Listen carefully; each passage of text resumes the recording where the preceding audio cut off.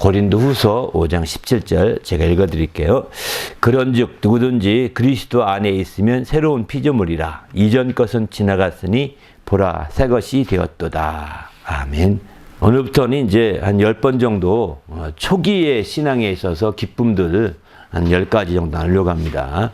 이제 그 뒤에는 이제 중간 신앙에 있어서 기쁨들. 이제 초기의 신앙이라고 할 때는 이제 사실은 아이의 신앙이라고 이제 사도 요한은 표현하고 있는데, 또 중간의 신앙은 청년의 신앙이라고 이렇게 표현하고 있거든요. 근데 일부러 아이나 청년보다는 그냥 일반적인 표현이 좋을 것 같아서 초기 신앙일 때의 기쁨들 한 10가지 오늘 나누고요. 그 다음에는 중간 신앙일 때의 기쁨들 10가지, 또 후기 신앙이 이제 점점 성숙해가면 후기에 신앙이 있을 때 10가지, 이렇게 30가지 정도를 준비해서 나누고자 이렇게 전체적인 내용은 거기다 준비해 놨습니다. 이제 함께 조금 디테일한 부분만 준비하면 될 것 같습니다. 오늘은 그 첫 번째로 이제 초기 신앙의 어떤 기쁨들, 첫 번째로 새로운 것의 기쁨, 새로운 것들에 대한 기쁨인 거죠. 우리가 초기 신앙일 때는 다 새롭습니다. 모든 것들이요. 여기 이 모든 것들이 새롭습니다. 우리가 여러분이 교회 처음 갔을 때 인상이, 물론 모태 신앙인 사람들이 잘 모를 겁니다. 처음 교회 간 사람들의 인상이 그 교회에 그대로 박혀 있거든요. 제가 처음 간 교회는 이제 예산에 있는 제일 장로교회였는데, 그 교회를 공식적으로 제가 처음 간 교회였는데, 그 교회가 이제 제 눈에 지금도 이렇게 강단 모습이나 모든 게 쭉 그려진다고요. 제가 거기서 1년 정도 신앙생활하고 이 서울로 올랐거든요. 그런 1년밖에 안 했음에도 불구하고 1년도 뭐 이제 고3 때 신앙생활 했으니까 그 큰 뭐 또 없거든요. 물론 가끔 그 전에 사감쌤에 이끌려서 부흥회 같은데 한두 번 갔던 적이 있었어요. 그 교회로. 그 사감이 그 교회 다니는 집사였기 때문에 이제 그 교회 부흥회 한다면 학생들 데리고 막 갔거든요. 저도 할 수 없이 끌려갔었죠. 그렇게 갔었는데, 이제 그때와는 다르게 이제 어쨌든 그때는 끌려간 입장이었고, 고3 때는 이제 끌려가지 않고, 고3 79년도였는데, 그때 2월 달부터 2월 마지막 주부터, 마지막 수요일부터 이렇게 가게 됐던 것 같습니다. 저는 정식적으로 교회 가게 된 것은. 그렇게 갔는데, 이제 저는 뭐 처음에 갈 때부터 그랬습니다. 2월 마지막 주에 가려고 그랬거든요. 2월 달에 제가 마지막 주에 가려고 했던 것은, 이제 3월 달 입학식 하면 그 방에, 기숙사 방에 그 저학년들이 들어오잖아요. 특별히 1학년들이 들어올 거고. 그러면 다 교회 가요, 다. 같이 가면 같이 헤맬 것 같아서, 사실 솔직히 말해서는 제가 한 주간 먼저 가려고 했던 것은 화장실이 어디 있는지, 교회가 어떻게 들어가고 나오는지, 이걸 왜 너무 처음에 가면 이상하잖아요. 다 헤매잖아요. 눈치 보면서 할 수밖에 없으니까. 그래서 그것을 먼저 알아놓으려고 가려고 했는데, 그 친구가 가기로 약속했음에도 불구하고 잊어버리고 혼자 가버린 거예요. 그래가지고 굉장히 섭섭하더라고요. 그래서 그날 찾아서 얘기했더니, 이제 그러면 수요일날 가자고, 수요일날 교회 가는데 같이 가자고 해서, 그래서 수요일날 가게 된 거예요, 사실은. 주일날은 못 가고. 그래서 수요일날 가서 화장실 같은 거 알아보지도 못했죠. 처음에 가서 어디 제 주변에 화장실이 뭐 있다고, 그렇게 할 만한 주변머리가 부족하거든요, 저는. 그렇게 좀 소극적이어서 그렇게도 못했습니다. 그럼에도 불구하고 먼저 갔다 오니까 마음은 편하더라고요. 후배들보다 내가 먼저 갔다, 내가 선배다니 생각이 드니까. 그래서 이제 그런 생각 때문에 가기 시작한 교회였는데, 물론 이제 그보다 더 내적인 동기는, 내가 대학을 가게 되면 이제 어떤 철학을 하나쯤 개인의 인생 철학을 세워야 될 텐데, 그런 철학을 세우기 위해서는 무엇보다도 이제 기독교 철학으로 내가 해야 되겠다, 이렇게 생각하면서 이제 미리, 그러면 대학 가서부터 가는 것보다 미리 가는 것도 괜찮겠다. 어쨌든 이 후배들 내가 교회 못 가게 해도 다 갈 텐데, 또 그들이 물어볼 때 교회가 뭔지도 알지도 못해서 쪽파이는 것보다는 함께 교회 가면 좀 낫지 않겠는가, 이렇게 생각이 들어서 이제 사실은 가게 됐던 거였거든요. 그래서 가기 시작했는데, 가서 보니까 그 전에 끌려갈 때와 다르더라고요. 실제 이렇게 내가 마음 먹고 가니까. 끌려갈 때는 완전히 이제 막 그냥 좌불안석이 되는 거죠. 그런데 내가 마음을 먹고 가니까 편안하더라고요. 처음에 교회 가서. 편안하고. 또 막 기도하는데 막 이제 어느 분이 앞에 올라가서 뭐 하나 했더니 또 이렇게 막 기도하더라고요. 기도하는데 가만히 옆에 쳐다봤더니 다 눈 감고 있어요. 이렇게. 예? 그 가끔가다 아멘 하고 막 그럽니다. 어? 어? 다 눈 감고 있어요. 다. 그것도 다. 나는 이제 기도할 줄 모르니까 눈 뜨고 쳐다보는 거죠. 어떻게 기도하나, 어떻게 하는지. 그래서 또 어느 분은 또 이제 막 뭐 쓰고 이렇게 뭐 기도하자 올라가더니 기도합시다 하더니 뭐 빼서 뭐 보고서 막 이렇게 합니다. 이렇게. 읽어요, 읽어. 이렇게 빼서. 그런 사람도 봤고, 그래서 야, 참 기도도 저렇게 하는구나. 이런 것도 보면서 희한하다. 희한한 건 희한한 거죠. 예? 그렇게 해서 이제 처음에 그 교회를 갔고, 이제 그 다음에 찬송을 하는데, 찬송도 노래할 줄 알아야죠. 사실 노래 잘 못했거든요, 저는요. 왜 노래 많이 부른 적도 없고, 시골에서 그렇게 노래 뭐 부르고 그런 적이 없었기 때문에, 이제 겨우 이제 노래 조금 한다면, 시골에 있을 동안에 이제 중학교 때인 것 같아요. 하모니카를 사서 그때 부르기 시작해서, 이제 하모니카를 조금씩 부르면서 노래에 이제 좀 익숙해져 있었지, 그전엔 그거 없었어요. 중학교 때 아닌가? 이게 대학 가서인가? 언제 하여튼 늦게서 전 이제 하모니카를 배워서 그렇게 했거든요. 그래서 그런 거지, 노래를 잘 몰랐습니다. 더구나 이제 뭐 노래가 알다시피 찬송가 노래는 굉장히 이제 고전적이잖아요. 그러다 보니까 유행과 같이 쉬운 것도 아니고, 그러니까 더 안 불러지는 거죠. 그런데 옆에 사람들은 잘 불러요. 신기하다. 어떻게 이렇게 잘 부를까? 쳐다보기도 하고, 다른 사람 부르는 거 쳐다보기도 하고. 또 한참 있다 성가대가 또 막 찬양한다고 하는데, 성가대는 또 굉장히 화음도 맞더라고요. 그 소리가 참 아름답더라고요. 그래서, 부르는 것도 보고. 다 신기한 거예요. 저희 눈에는 다 처음이니까 제가 모든 게 다 신기한 거예요. 이게 어쩌면 이런 일도 이렇게 벌어지는구나. 그러더니 이제 맨 마지막 끝날 때 목사님이 손 들고 막 이렇게 뭐라고 하는데, 뭐라고 하는 게 잘 몰라. 못 알아듣겠는데, 뭐 이러고 막 하더니, 아멘 하더니 끝나더라고요. 그래서 이게 이제 나중에 알렸죠. 이게 축도라는 걸 알았고, 이제 아멘 함으로 이제 성도들이 화답해서 끝난다는 것도 그때 알았죠. 그래서 이제 제가 교회에 처음 가서 알게 된 첫 인상은 그런 거였어요, 사실은. 그런 거였기 때문에 이제 그런 새로움에 대한 것들이죠. 궁금해지잖아요. 교회는 이렇게 하는구나. 이렇게 교회가 되는 거구나. 이런 것들이죠. 반면에 이제 작은 교회, 제가 그런 교회만 다니다가 이제 이제 대학 들어간 다음에 진짜 작은 교회였어요. 제 대학 가서 거기는 이렇게 우리 같이 이것도 아닙니다. 강단도 없고 거실에 보통 소파가 있는 거실 있잖아요. 그죠? 일반 주택에. 거실에 둘러앉아 드리는 예배였어요. 제가 처음 간 교회가 서울에 올라가서 알고 봤더니 가작에서 작은 엄마가 가작에서 갔더니 거기가 새롭게 개척하는 교회였어요. 새롭게 개척하는 교회였는데 이제 다들 소파 위 옆에 쭉 상 하나 놓고서 둘러 앉아 있는 다음에 그 다음에 이제 예배 드리는 거예요. 거기서 예배를 한 달인가 두 달 드린 다음에 상가를 얻어서 나갔죠. 예? 상가 얻어서 거기서 예배 드리기 시작. 상가에 책상도 없습니다. 바닥을 쭉 그냥 깔고, 장판을 깔고 거기 앉아서 예배 드리는 거거든요. 그렇게 해서 예배를 드렸는데, 그것도, 물론 전에 1년 정도 이상 다녔기 때문에 처음에만 이상했지. 어떻게, 여기 이런 거에도 있네. 교회 하면 이렇게 항상 십자가만 있고, 이렇게 큰 건물이 있고, 그 안에만 다녔는데, 제가 처음 그런 개척교회를 가다 보니까, 이런 것도 교회네. 그래서 교회에 대해서 저의 처음 생각은, 어떤 십자가 달린 큰 건물인 교회 개념이 좀 희석된 거죠. 왜? 그런 교회만 아니니까. 이런 교회도 있구나, 이런 교회도 있구나. 이런 걸 보면서 교회에 대해서 새롭게 느낀 거예요.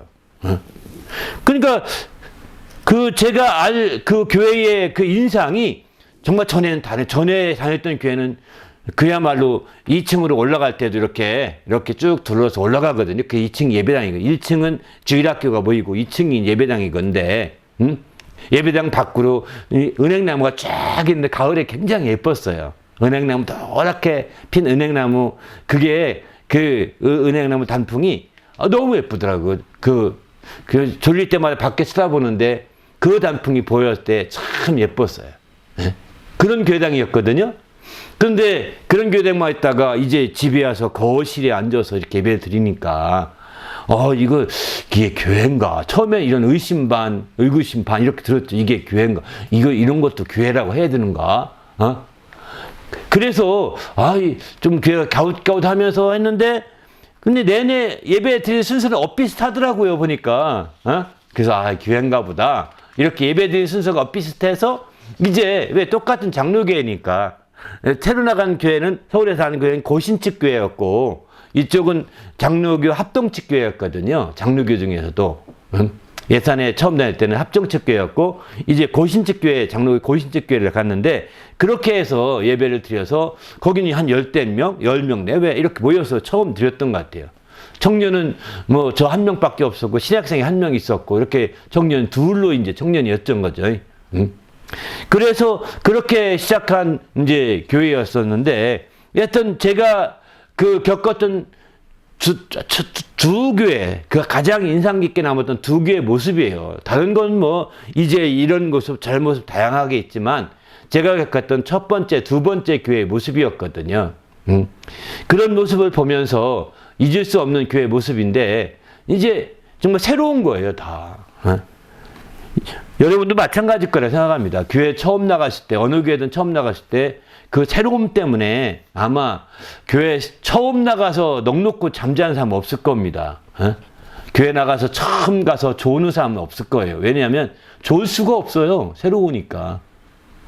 새로운 게 자꾸 보이거든요. 좋을 수가 없어요. 근데 오래 다닌 사람, 어느 교회든 작은 교회든 큰 교회든 오래 다닌 사람들은 좋아요. 왜? 내내 그게 그거라고 생각하니까. 익숙해져서. 좋은 거야. 이렇게. 너무 편안한 거야. 근데 새로운 교회 가게 되면 새로움을 알아간다는 그런 마인드가 계속 있어서요. 좋을 수가 없는 거예요. 이것도 하나의 저는 기쁨이지 않는가 이런 생각이 들었어요. 제가 일부러 새로운 것에 대한 기쁨이라고 표현 쓰는 것은 바로 그런 부분이거든요. 누구나가 새로운 것을 알아갈 때 집중이 되는 거거든요. 새로운 것을 알고자 할 때 집중이 돼서 이렇게 그 마음이 안 팔리게 되는 거죠. 다른데 흐트러지지 아니하고 이렇게 더 골몰하게 보고 생각하게 되고 집중하게 되는 거죠. 이렇게 되는 것들을 보게 되면서 이제 교회에서 깊이 생각했던 것 같습니다. 그래서 이제 우리가 교회, 여러분이 대부분이 교회는 한두 번씩 다 다녀봤을 것입니다.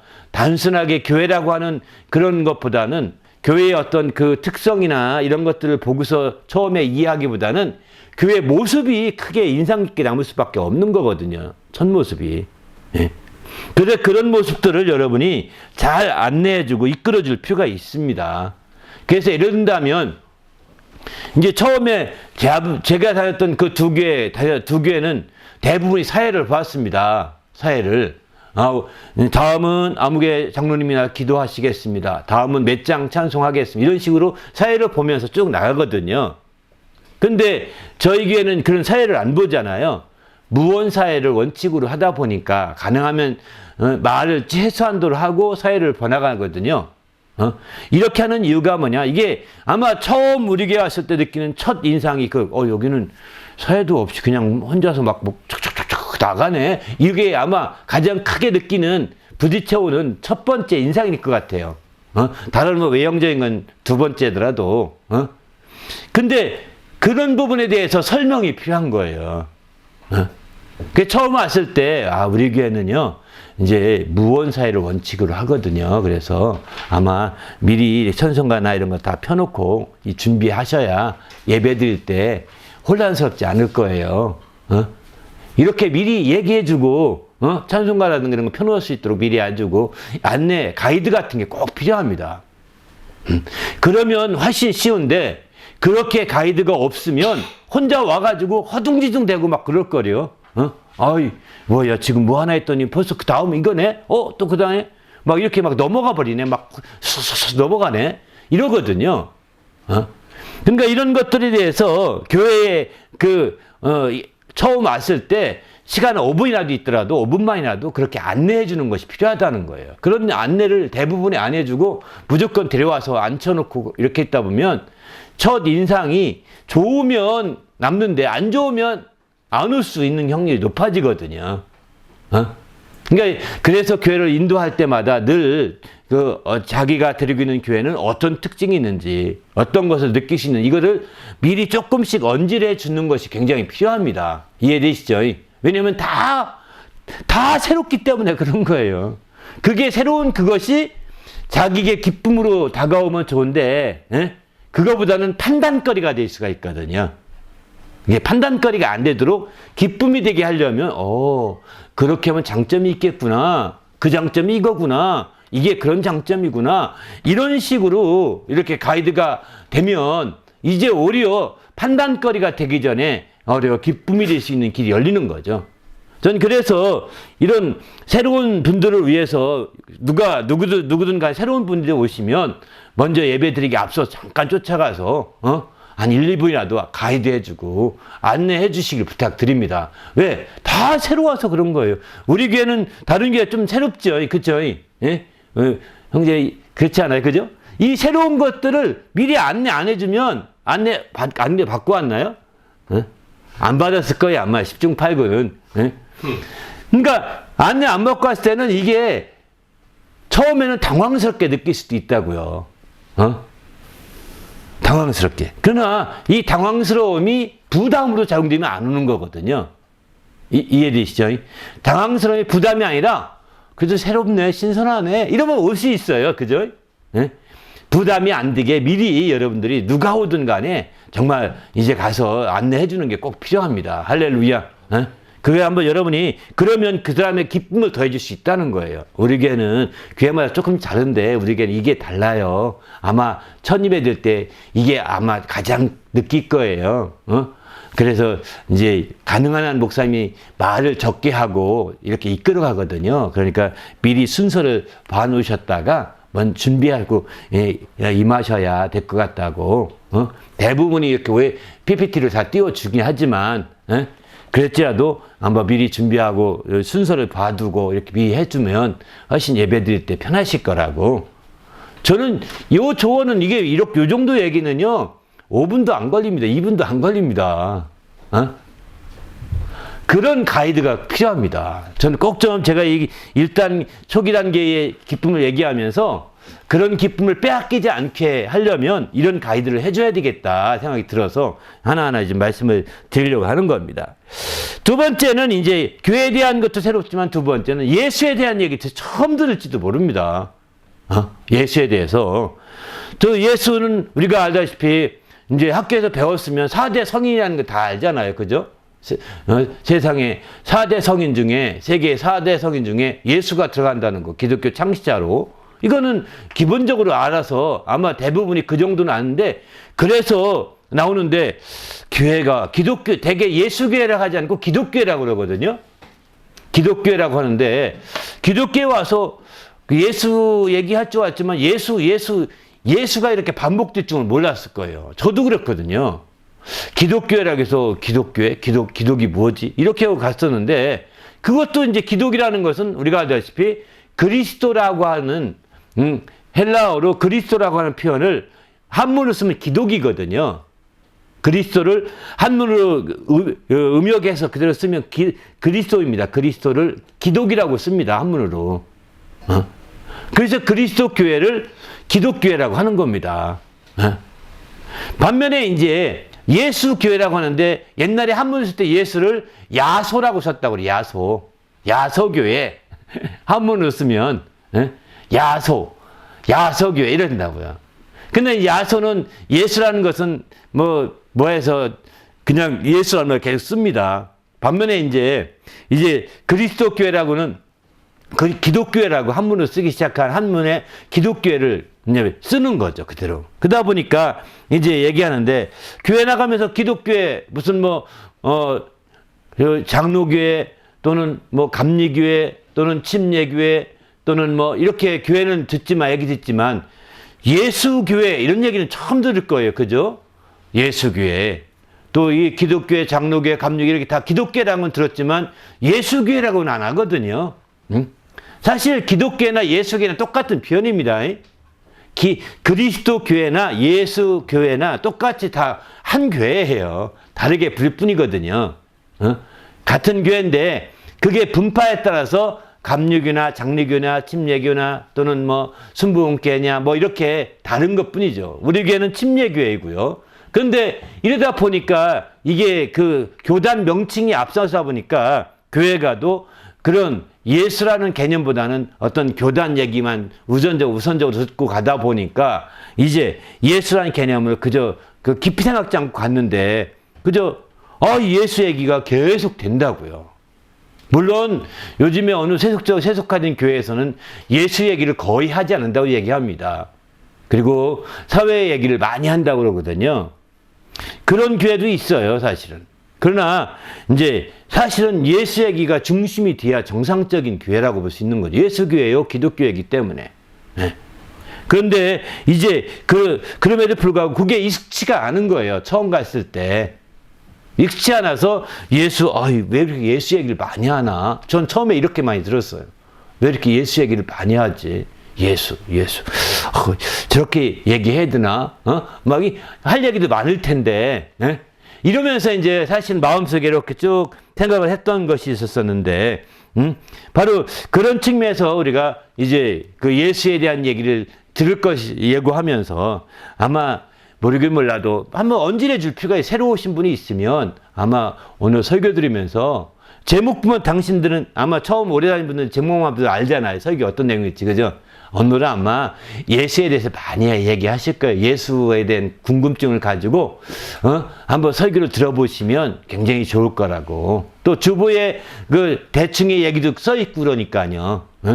그렇게 해서 이제 주보 뒷면에 우리 교회 같은 경우에 그 주제에 대한 말씀들을 써서 뒷면에 인용해 놨거든요.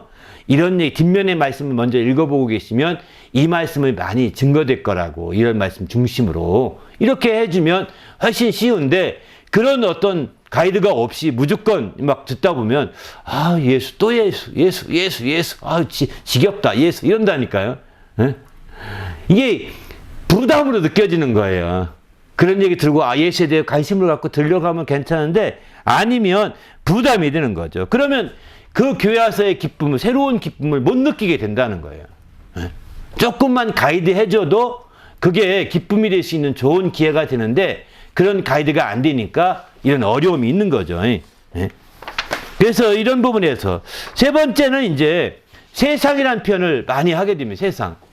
세상이란 아마 교회 와서 아마 설교 중에 세상 혹은 세상 임금 이런 표현들을 많이 듣게 될 겁니다. 새로울 거예요. 아마 교회가 쓰는 용어가 사회에서 쓰는 용어가 좀 다르다니까요. 이해되시죠? 용어가 다릅니다. 세상에서는, 사회에서는 사회라는 표현을 많이 쓰거든요. 사회라는 표현을 많이 쓰는데 교회에서는 사회라는 표현을 쓰지 아니하고 대부분이 세상이라는 표현을 씁니다.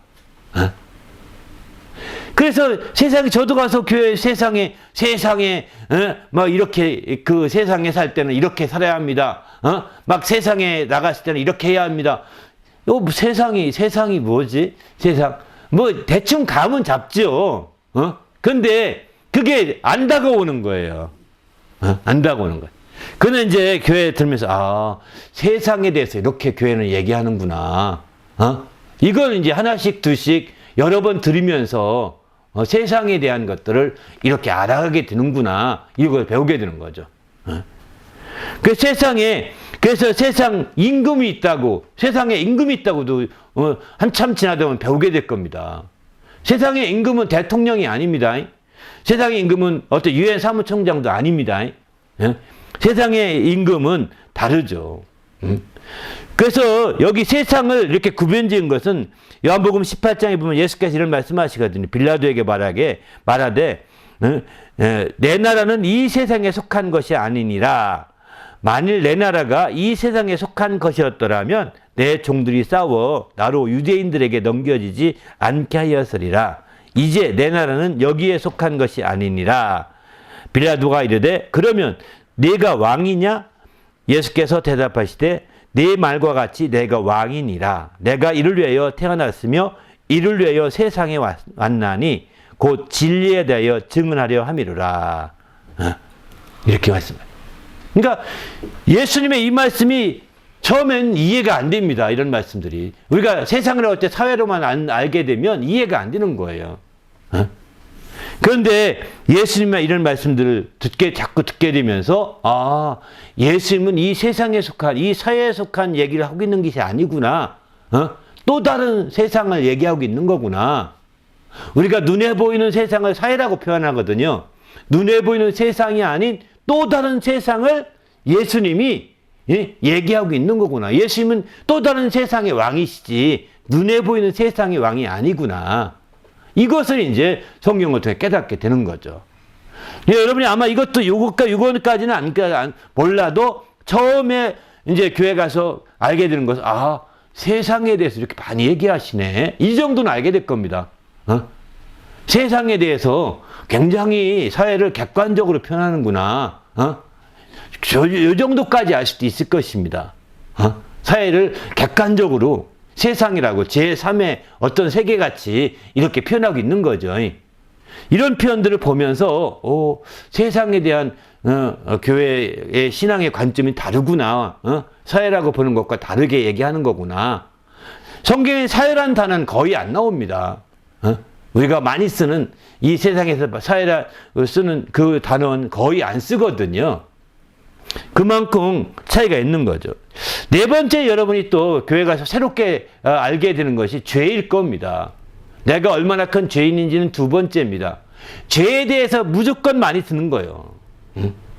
또 우리는 태어날 때부터 죄인입니다. 막 이렇게 앞에서 목사님이 주장하시니까 나도 죄인이었나 태어날 때부터 이런 생각이 들 정도로 여러분이 아마 교회 처음 갔을 때 느껴지는 그 인상이에요. 사실은 나는 그렇게 죄진 것 같지 않은데 내가 겨우 죄졌다면 거짓말하고 또 한 거 몇 가지 있긴 하지만 그렇게까지 죄는 아닌데 목사님 너무 죄에 대해서 많이 강조하는 것 같아. 제 인상은 그랬어요. 그렇게 생각을 하면서 이제 성경 읽기 전까지는 죄에 대해서 깊이 몰랐었죠. 그런데 성경을 읽기 시작하면서 죄를 조금씩 알아가게 됐던 것 같습니다. 그러나 여러분이 이렇게 죄에 대한 첫인상만 가져도요, 성공한 겁니다. 내가 그러면 교회 간 이상 죄에 대해서 알아봐야 되겠다. 죄가 뭔지를 이해해야 되겠다. 왜? 많이 언급되는 문제는 그거를 알도록 깨우쳐 주려고 하는 거거든요. 그렇지 않습니까? 거기에 대한 관심을 가지고 그런 계속해서 반복되어서 언급하는 그런 부분에 대해서는 여러분이 메모해놓으면서 한번 알아보려고 하고 또 물어보기도 하고 왜 이렇게 죄에 대해서 많이 설명하죠? 한번 물어보면 더 자세히 설명해 줄 수 있잖아요. 그죠? 그러니까 여러분이 좀 더 이렇게 부정적인 것보다는 적극적으로 이제 새로운 세계를 알아간다는 차원에서 이제 여러분이 메모도 하면서 이렇게 알아보시면 훨씬 더 기쁨이 많아지게 됩니다. 그리고 어쩌면 교회 가는 게 참 재밌을 수 있는 거예요. 처음에 교회 갈 때도. 그렇지 않고 이제 그냥 가서 꿔드는 보리차례처럼 있다 보면 아무 무관심 속에 있다가 보면 반복되는 거 들으면서 지난주도 했는데 또 얘기하시네. 그제 전에 또 얘기하시네. 그제 전에 또 얘기하시네. 이런 식 되면서 저분은 설교 잘 못하나 보다. 이렇게 끝날 수도 있다니까. 이렇게 되면 안 나오는 거예요. 이렇게 되면 그 사이에 누가 가이드를 해줘서 이제 그 지난주에 했던 얘기라든가 이번 주에 했던 얘기라든가 어떤 게 가장 인상 깊게 남았어요? 어떤 단어가? 이렇게 해서 물어보면서 조금씩 풀어주면 좋은데 그렇게 안 하면 이제 몇 번 다니다가 거기서 이제 올스톱하는 거죠. 기쁨을 가질 기회가 없는 거예요. 그 사람에게는. 이렇게 안 되도록 우리가 가이드를 해야 되겠다는 생각이 듭니다. 이해되시죠?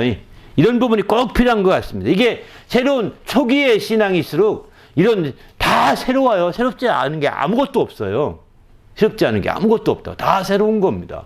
다 새로운 건데 그 중에서도 우리가 신앙적으로 우리가 들으면서 느꼈던 그런 어휘라든가 그런 용어들이라든 이런 것들에 대한 필요한 거죠. 또 한 가지가 있다면 다섯 번째는 죽음에 대한 얘기입니다. 사망 혹은 죽음 이런 얘기도 무수히 듣습니다. 사망, 죽음 이런 얘기도 많이 듣게 되죠. 그래서 이런 얘기도 밑도 끝도 없이 우리는 멸망합니다. 우리는 죽습니다. 우리는 예수 안 믿으면 멸망합니다. 완전히 이제 우리는 이런 식의 개념들을 듣거든요. 근데 뭐 새로운 사람들에게 그 얘기 설명할 수 있으려면 기니까 못하고 예수 안 믿으면 죽는다, 멸망한다 이런 말을 그냥 직선적으로 듣는 겁니다. 직선적으로. 그러니까 그분들이 사실은 적응해서 나온다는 것은 생각보다 어려운 거죠. 그런 가이드가 안 된 상태에서. 그런 의미에서 그 번구가 이렇게 나오는 것은 굉장히 축복이에요. 이해되죠? 누구도 하나 이런 가이드 아니었을 거예요. 그런데도 이렇게 나와서 이런 설교를 들으면서 이제 이렇게 궁금해하면서 이렇게 하는 거 보면 질문할 때마다 기도 제목 내고 질문할 때마다 그래도 조금 잘 이해 가는구나 이런 생각이 들더라고요. 이 굉장히 적극적이어서 가능한 거지 조금만 소극적이었으면 탈락이는 거예요. 탈락이에요. 뭐 거기까지 굳이 가 이런다니까요. 그러니까 우리는 여기서 새로운 사람들이 정말 적극적인 사람들은 정말 기쁨이 더 많아지고 소극적인 사람도 먼저 가이드해줘서 새로운 것에 대한 기쁨을 느낄 수 있도록 안내해줘야 되겠다는 것입니다. 제가 지금 첫 번째로 이 말씀을 나누는 것은 바로 거기에 있는 거예요. 사망, 죽음, 멸망 이런 거 다 이제 우리가 알다시피 세상에서는 사망, 죽음, 멸망하면 다 없어지는 것이라고 생각하거든요. 완전히 없어지고 사라지는 것 생각하거든요. 죽은 사람이 안 보이죠. 죽은 사람이 보입니까? 안 보이죠. 안 보이니까 죽으면 없어지는 것처럼 생각하거든요. 그러나 성경에서는 이 죽음이라는 개념 하나만 정리하고 넘어간다면 없어지는 것이 아니라 나누어지는 겁니다. 분리되는 것을 죽음이라고 하고 사망이라고 하고 멸망도 이 분리되는 겁니다. 그래서 멸망하게 되는 거죠. 근데 이게 성경을 깊이 많이 알아야 이 개념까지 도달하게 됩니다. 그러나 그러기 전까지는 세상적으로 죽으면 안 보이니까 죽으면 사람들이 사라지니까 없어지니까 이제 같이 뭐 없어지는 것처럼 예수 안 믿으면 없어지고 누가 데려가나요? 없어지고요. 예수 안 믿으면 누가 막 데려갑니까? 누가 완전히 괴멸시킵니까? 아니잖아요. 그런 죽음이요, 멸망이요, 사망이 아니라는 겁니다. 다른 거죠. 여섯 번째는 또 한 가지 들을 수 있는 많은 용어 중에 하나가 영혼에 대한 거예요. 영 혹은 영혼에 대한 거죠. 그 전까지는 이제 우리 육신이 전부인 줄 알고 우리가 살게 됐는데 교회에 오면서 영에 대해서, 영 혹은 영혼에 대해서 영적 생활에 대해서 굉장히 많이 언급될 것이고 안내가 될 것입니다. 물론 그렇지 않은 교회도 많습니다. 세속화된 교회에서는 영적인 것을 한마디도 안 하고도 그냥 잘 지내고요. 설교에서도 영적인 것 한마디도 안 하고 잘하고 있어요. 왜? 할 얘기가 많으니까요. 그러나 정상적인 교회에서는 영적인 생활, 또 영혼을 위한 생활, 영적인 것 이런 거에 대한 언급이 많이 될 수밖에 없는 겁니다. 그 반대는 뭐냐? 육신에 속한 육신과 영 이렇게 대비시켜서 말하거든요. 육신과 영혼을 대비시켜서 말하고 있습니다. 그 영혼에 대해서 우리가 깊이 있게 이해하고 깨닫지 못한다 하더라도 영혼에 대해서 교회에서는 영혼에 대해서 강조하는구나. 교회에서는 이 잘 먹고 마시는 이 육신이 아니라 우리 영혼에 대해서 말하고 있는 거구나. 이런 측면을 얘기하고 우리가 이해한다면 이것만 해도요. 교회는 영혼에 대해서 알아봐야 되겠다. 여러분의 큰 과제를 하나 갖는 거 똑같은 거거든요. 이런 과제를 가지면 교회 생활이 더 재밌고 기쁨이 있는 거죠. 네, 자기가 목표가 설정되니 뭘 배워야 될지 목표가 설정되니까 훨씬 더 재미있고 좋은 그런 시간을 가질 수가 있는 거죠. 우리도 주님 안에서 이 영혼에 대해서 그래서 여러분이 안내해 줄 필요도 있어요. 이것도 영혼에 대한 것도. 아마 우리 교회는 특별히 영혼에 대해서 많이 강조합니다. 영혼을 들어본 적이 있으세요? 이렇게 미리 한번 언질해 보면서 영혼이 뭔지 혹시 아세요? 생각해 본 적이 있어요? 하면서 조금 이렇게 말을 해 놓으면 훨씬 쉽거든요. 이해하는데. 그렇지 않아요? 그 영혼이라는 것은 바로 보이지 않는 나를 영혼이라고 합니다. 쉽게 보이는 나는 육신이고요. 보이지 않는 영혼이라고 합니다. 이렇게 쉽게 설명해 줘도 돼요. 1차적으로는. 우리는 나라고 할 때 내가 보이는 나만 있는 것이 아니라 보이지 않는 속에 있는 내가 있지 않습니까? 나라고 하는 존재가 있다는 걸 내가 느끼고 있지 않습니까?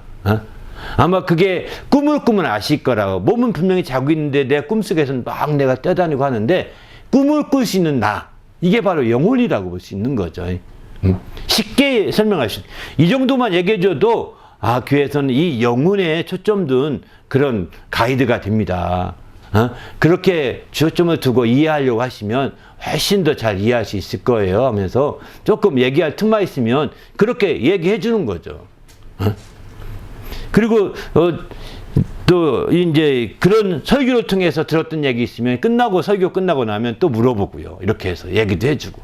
이게요, 사실은 이게 굉장히 유기적으로 잘 돼야 그 교회가 성장하는 거거든요. 유기적으로 돼야 성장하는 거지. 그냥 다 예배 끝나고 제각각 너는 너 나는 나 뭐 이렇게 있으면 아무 성이 없는 거예요. 제각각이 되는 거죠.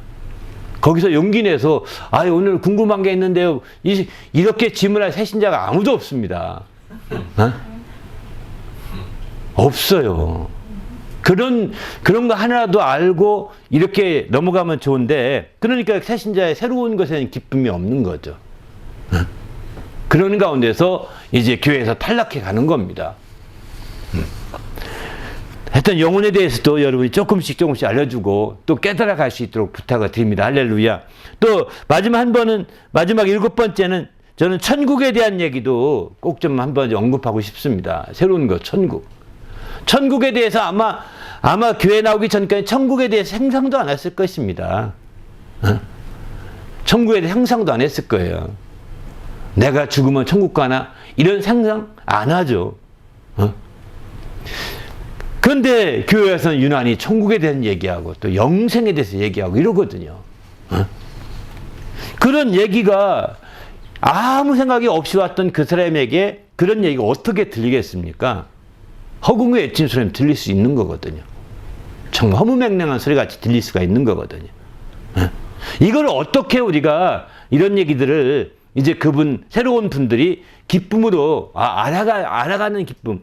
그러니까 그분들에게 천국을 자세히 설명해서 천국은 이거야, 이런 답이 필요 없습니다.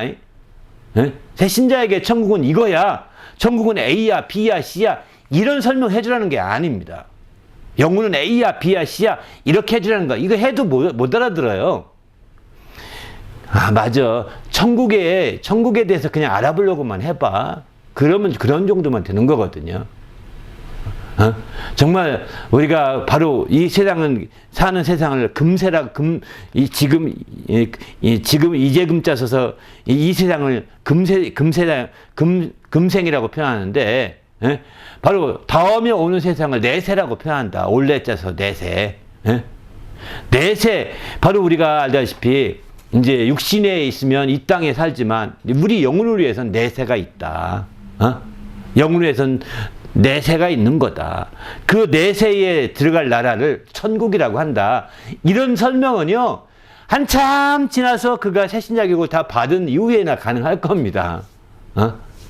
그러니까 천국에 대해서 이렇게 들렸어?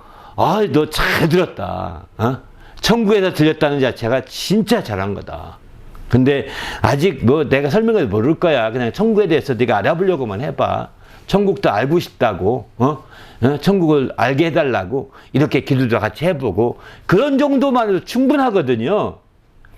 그렇게 해서 의문을 갖고 그 궁금증을 가지고 있는 것만으로도, 그렇게 궁금증을 가지고 얘기한 상태에 그 다음 주 설교 들을 때 또 들으면 더 깊이 들어갈 수 있거든요. 더 깊이 들어가고. 근데 이렇게 만들어줘야 새로운 것의 기쁨이 더 깊어질 수 있는데 이런 것들이 안 되면 이제 새로운 것들의 기쁨이 금방 가다가 좌절로 끝나버리는 거거든요. 이렇게 안 되도록 우리가 부탁을 드립니다. 할렐루야. 그래서 저는 신앙생활하면서 저는 천국에 대해서 저도 그랬습니다. 천국 가야 된다. 이런 생각은 못 했습니다. 제가 고3 때 교회 처음 다니면서 이제 성경을 읽기 시작했는데, 지난번 말씀드린 것처럼 그 오른손으로 범죄했으면 오른손을 잘라버리고 천국 가는 것이 오른손 성한 몸이 있다 지옥 가는 거 낫지 않느냐. 이 말씀을 읽으면서 굉장히 겁냈거든요. 왜? 오른손으로 범죄하는 게 분명히 생각났기 때문이었습니다. 시골에서 그 일꾼들을 위해서 이제 반찬을 해놨던 그 콩자반을 몰래 먹다가 다 엎어서 이제 밖에 도망갔다가 엄청 아팠거든요. 추위에 감기 걸려가지고. 그때만큼 아픈 적이 없었던 것 같아요. 그때 며칠을 앓았고 학교도 못 갈 정도가 됐었으니까 그렇게 아팠던 적이 없었어요. 그 뒤에도 그렇게 아파하지 않았습니다. 근데 그렇게 아팠던 그 생각이 탁 떠오르면서 내가 오른손을 범죄한 건 분명하네 생각이 탁 떠오르는 거예요. 그 읽을 때. 그래가지고 그래서 손자라는 말은 아니겠지 하고 넘어갔죠. 그냥. 근데 그때 천국 가야 되겠다는 생각도 없었습니다. 성경 읽다 보니까 천국에 대한 얘기 나와서 이제 알게 된 것 뿐이죠. 근데 18장쯤 갔더니 마태복음에 또 나오는 겁니다. 비슷한 말씀이.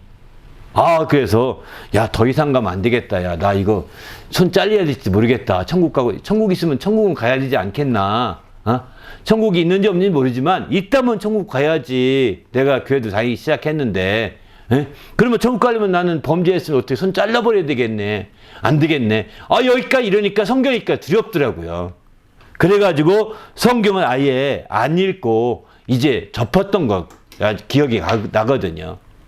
이처럼 이제 우리가 천국이 있다 없다, 천국의 확신을 간다 안 간다, 이건 두 번째입니다.